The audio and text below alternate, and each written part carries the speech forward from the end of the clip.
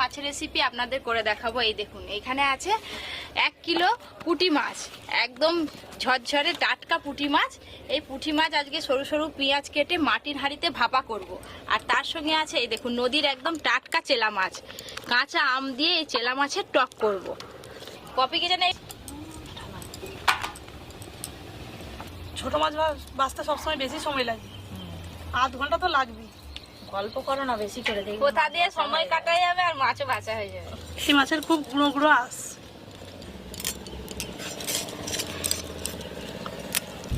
আষাঢ় মাছ পরে হলুদ গুঁড়ো, তেল গরম হলেই মাছগুলো ভেজে নেব। ছোট মাছ তো একটু কম কম ভাজতে হয়, বেশি একসঙ্গে মাছ দিয়ে দিলে সব ভেঙে একদম গুঁড়ো হয়ে যাবে। টকের মাছ তো একটু একদম হালকা করে ভাজবে।